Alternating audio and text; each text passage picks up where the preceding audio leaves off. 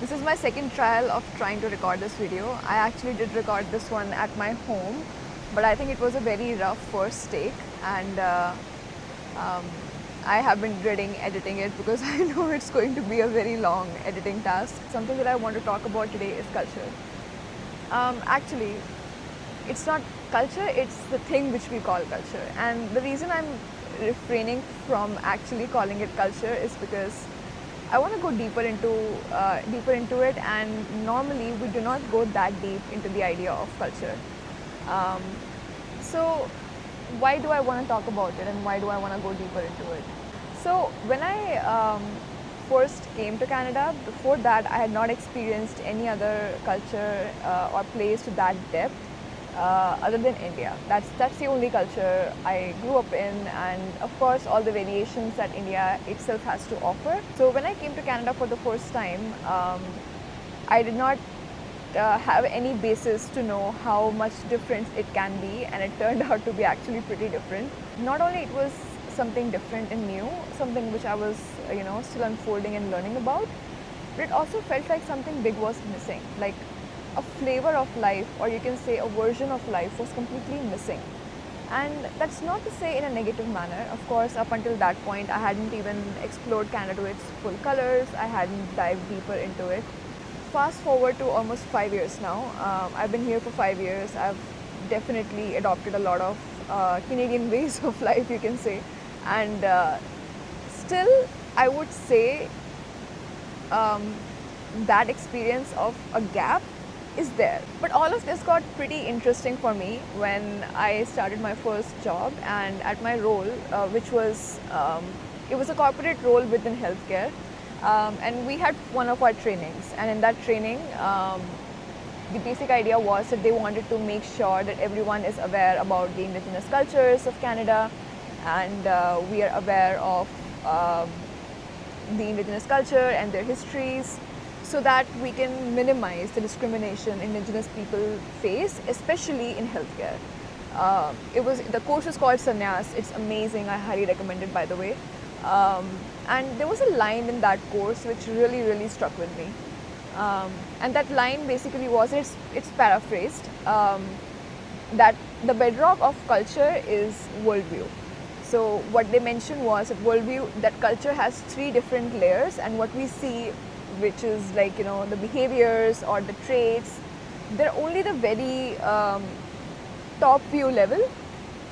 Imagine it like an iceberg. So the top tip of the iceberg, which is visible to us, is actually very small part of the iceberg. Below that we have beliefs, and below that we have worldview, and that worldview is actually the biggest part and the most important part, from which everything else arises in culture.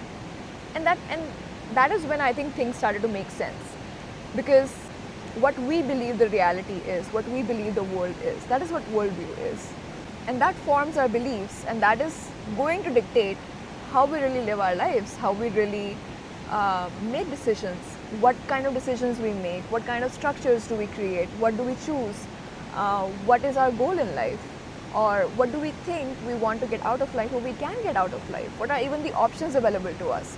So all of that is defined by the worldview. So this has been one of the most fascinating things for me since. It makes me curious about the worldview that I have, and what different worldviews are or what different bedrock basically all the different cultures have. Because the thing is, the beliefs and the worldview are actually more of the invisible part of the culture, which we might embody, but we might not ourselves know about. We might not be aware of them, like what they really are. And so even if I have a worldview, I may not know what it exactly is, and we might see some of the practices of a culture, we might relate to something, but we might not know why. And the reason for all of this is because it's subconscious. I'll give you one short example of how invisible these things can get and how much influence they actually have. Imagine a sentence. I'm going to be comparing that in English and in Hindi. And we will see that a same idea is actually expressed in very different manners in two different languages. The sentence is, I like apples. So when I say I like apples, I am saying that I I am doing the work of liking apples. I like apples. It's a choice that I like apples, and I am liking them. I might not be able to do a perfect job of explaining this here, so feel free to pause the video and contemplate on it. If I were to say the same thing in Hindi, I will say it something like this: मुझे apples पसंद हैं.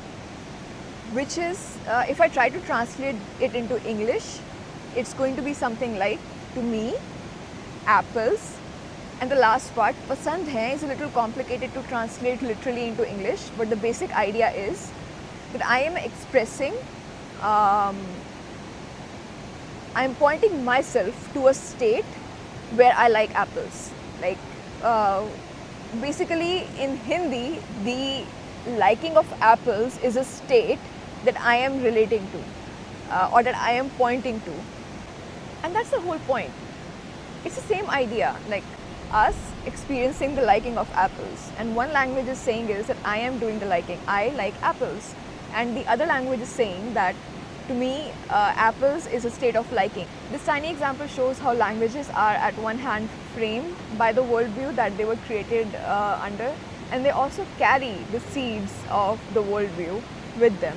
But I'll leave it to that for this video, maybe something for you to think. But I want to dive deeper into it, and I'm going to be researching about it and sharing it here. It's actually probably one of the first themes you're going to see here at Curiosity, among many others.